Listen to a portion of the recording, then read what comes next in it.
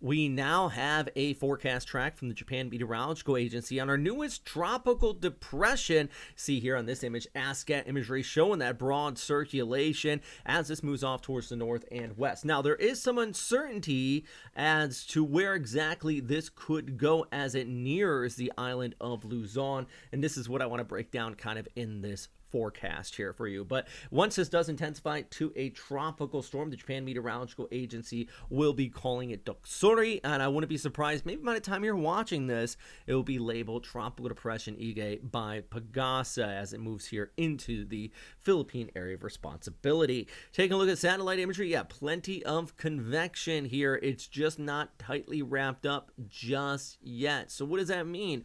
Well, basically, if you look at ASCAT imagery, I love this because this shows you kind of the general direction of the winds using satellite derived winds here by basically looking down at the waves as the polar orbiting satellite moves overhead.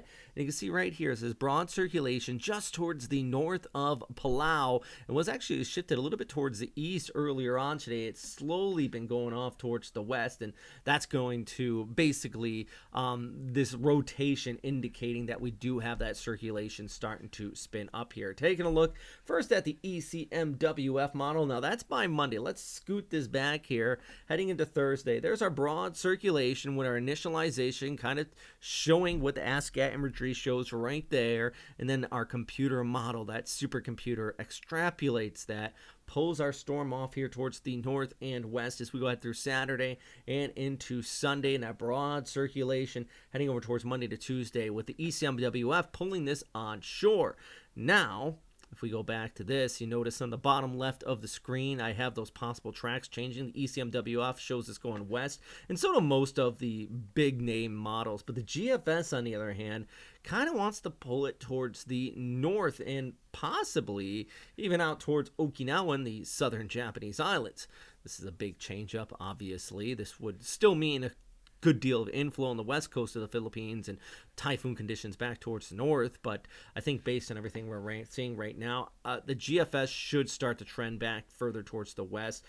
This graphic, I like this because it just shows you the overall background flow, and it kind of gives you a good idea that, you know, based on what we're seeing right here, this should go towards the north and butt into this subtropical ridge, which is currently dominating Okinawa through Taiwan, and that ridge should act kind of like a roadblock here, if you will, for our storm system as it pulls off here towards the north. So even though the GFS has been hinting at this northern projection, hopefully missing Luzon, and I do, fingers crossed, I do hope that does take place. I'm not going to live in a fantasy world here where that subtropical ridge is not existing. And based on everything we're seeing right now, as long as that ridge is there, this is going to make that northwesterly track and move on shore. As we go ahead, and you can see right here, starting on Sunday night through Monday and into Tuesday, coming across the Sierra Madre Mountains, impacting places from Manila all the way back through northern Luzon. Exact center of the track, definitely uncertain at this time, guys. We just got our first forecast from JMA, but what I can tell you is know those information from those official sources, prepare to evacuate if needed, and of course check and prepare your emergency kits. Can't stress that enough here. Take a look at that flyover for Friday. Already seeing some of those scattered showers out there as well. Let's actually go really quick back here to the track from JMA and just showing you what I'm talking about here with our storm system, staying a tropical storm with their forecast and eventually becoming a severe tropical storm east of Luzon. Now look at the cone of air and just how this kind of wobbles with that extended forecast. They are not certain at all about where this is going to go in that long range. They just kind of take it out there towards northeastern Luzon. So of course there are still loads of questions here to be had.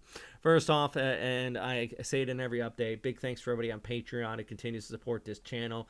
I'm going to keep you guys posted as much as I can on our developing storm system. But of course, if you have any questions or anything like that, that's what I'm here for. Let me know. Just give me a shout. I'll try my best. I can't tell you at this time, and I hope you've watched all the way to the end, because there's always at least one person that asks, will it exactly hit your house? And honestly, I do not know. I can't tell at this time. It's still too far, too long range. But of course, we're going to continue our best to keep you posted here. As always, thanks for watching. And number one thing is, of course, stay safe out there, friends. Bye.